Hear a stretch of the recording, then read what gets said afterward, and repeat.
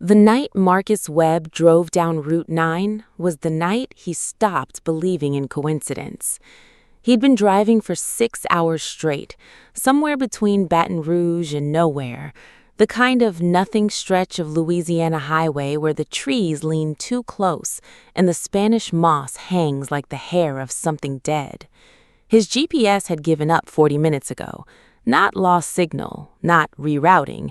It had simply gone dark, like a candle someone pinched between their fingers, the screen black, the little blue arrow gone, and the only sound left was the wet hiss of his tires on the wet black asphalt and the breathing of the engine that seemed, in the silence, just a little too irregular. Marcus was 34 years old. He sold insurance, he had a studio apartment in Houston, and a sister in Shreveport he was supposed to be visiting that weekend. He was not the kind of man things happened to. He was careful. He was deliberate. He always checked the weather before a drive and kept a roadside kit in the trunk, and never, not once in his adult life, had he done anything that could be described as reckless. That is what made what happened next so difficult to explain. He saw the girl standing at the edge of the road. She was young. Maybe 16, maybe younger, wearing a white dress that was soaked through so completely it looked gray in his headlights. She had dark hair plastered flat against her face, and she was standing perfectly still at the shoulder of the road, one arm extended, thumb up, the way hitchhikers stood in movies from the 1970s. What no one in those movies ever prepared you for is the way a real hitchhiker looks at 2 a.m. on a road with no other cars and no streetlights when the rain is coming down sideways and she is not shivering even though she should be. Marcus slowed down. He knew better. Every instinct in every news story and everything his mother had ever told him said to keep driving. But she was a kid. She was alone, and the rain was not stopping. He pulled over. She did not run toward the car the way a relieved person would. She walked, slowly, each step deliberate, like someone who had all the time in the world or someone who no longer thought in terms of time at all. When she reached the passenger door and he leaned over to unlock it, he had a single clear moment to look at her face through the glass and register something wrong. Something he could not name, a wrongness that sat below the level of language, and then she was opening the door and climbing in, and the wrongness submerged itself beneath the ordinary logistics of a wet girl getting into a dry car. "Thank you," she said. Her voice was flat, not monotone in the way of shock, not soft in the way of exhaustion, just flat. Like a voice played back at the wrong speed and then corrected, almost right, almost human, but the almost was where the problem lived. "Are you okay? What happened? Were you in an accident?" He reached for his phone and found it at 6% battery. Fine, he would use 6%. He would call 911 if he had to.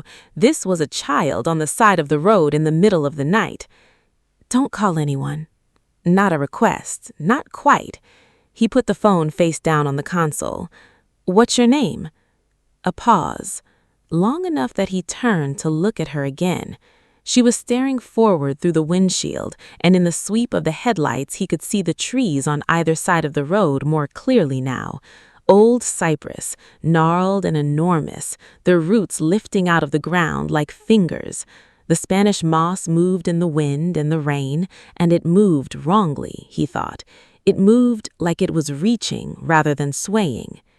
"Claire," she said. "Okay, Claire. Where are your parents? Do you have a phone?" "I don't need a phone." "It's 2 a.m. Are you 16? Another pause. 15. "Okay. Claire, I need you to tell me what happened to you. Did someone hurt you? Did your car break down? Is there someone back there?" He gestured behind them, down the dark road. She turned her head toward him slowly, the way an owl turns its head, too smoothly, no wasted motion, and said, "Keep driving. I'll show you where to turn." Something cold moved through his chest. Not metaphorical cold, actual cold, the way you feel it when you open a refrigerator in the dark, a breath of something kept preserved. He was afraid. He knew he was afraid, and he told himself it was irrational, and he kept driving. The rain intensified. The road ahead narrowed. The trees came closer on both sides until the branches touched overhead, and he was driving through a tunnel of black bark and silver moss, his headlights carving a pale corridor through which the rain fell in absolute sheets. "There," she said. "Turn left." He almost missed it. A dirt road, barely wide enough for the car, unmarked, disappearing immediately into darkness. That's not a road." "Turn left," she said again. "I can't drive down that path. My car is not going to make it down that path." "Yes, it will." He should have stopped. He should have said, "I'm going to pull over and call 911 and wait, and you can ride with the police officers." He should have done a dozen things. Instead, he turned left, and the rational part of him watched this happen with a kind of distant, dreaming horror, the way you watch yourself do something stupid in a dream and cannot stop. The dirt road was worse than it looked. Potholes that jarred his teeth, fallen branches that scraped the undercarriage, and on either side the trees pressed so close that the wing mirrors were nearly brushing bark. There were no sounds from outside anymore, he realized. Not rain on leaves, not wind, not insects. Just the engine and the creak of his own suspension and the breathing from the passenger seat, slow and absolutely even, the kind of breathing that belongs to deep sleep or to something that has never needed sleep and is only performing it. "Where are we going?" "Home," she said. "Your home?" She did not answer. They had been on the dirt road for maybe 4 minutes when the headlights caught the house. It emerged from the darkness the way things emerge in nightmares, gradually wrong in its proportions first and only clarifying into wrongness of specific detail as you got closer. It was an old plantation house, or had been once. 2 stories, white paint gone gray and peeling, columns at the front that had sunk unevenly into the earth so the whole porch leaned. Every window was dark, the front door was open. Marcus stopped the car. "This is not where you live," he said. "I used to live here," she said. He looked at her. Her hands were folded in her lap, very still, and her gray eyes were fixed on the house with an expression he could not read because it was not quite any expression he had a name for. Not longing, not grief, not anticipation, something older, something that outlasted the ordinary vocabulary of feeling. "Claire," he said carefully, "I need you to be honest with me. Are you in danger?" She turned to look at him and she said, "Not anymore." There was something in her voice when she said it. Not anymore. 2 words, but they landed in his chest like stones in still water, and the ripples spread and spread. "I'm going to call for help," he said. He picked up his phone, 3% battery now. He unlocked it with a shaking thumb and opened his contacts, looking for his sister's number, and when he looked up, Claire was gone. The passenger seat was empty. The door was closed. He had not heard it open. He had not heard it close. He had not heard footsteps or felt a draft or registered any physical evidence of departure.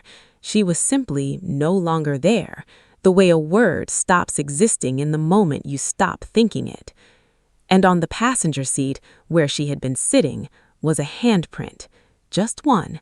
Left hand. Small. The size of a teenage girl's hand. But the handprint was wrong. It was not wet, though she had been soaked. It was not pressed into the upholstery the way a living person's weight would press it. It was white and dry, like chalk, like ash, like the handprints left by something that had no warmth left to transfer. Marcus Webb sat in his car at the end of a dirt road in Louisiana at 2:15 in the morning, and he looked at the white handprint on his passenger seat, and he understood, with the specific clarity that arrives when it is already too late to be useful, that Claire had not been hitchhiking. She had been leading. He threw the car into reverse. The engine stalled. The silence that followed, before he could turn the key again, he heard something from the house, from the open door, from the dark interior of that rotting, leaning, long-dead house, a sound he had heard once before in his life, at the funeral of a child, a sound that did not belong to daytime or to ordinary grief, but only to the rawest possible places inside a human being. Someone inside the house was crying. A child, a girl, crying softly, steadily, the way you cry when you have been crying so long it has become the default state, the baseline, the thing your body does instead of breathing. And then the crying stopped, and something knocked on his window.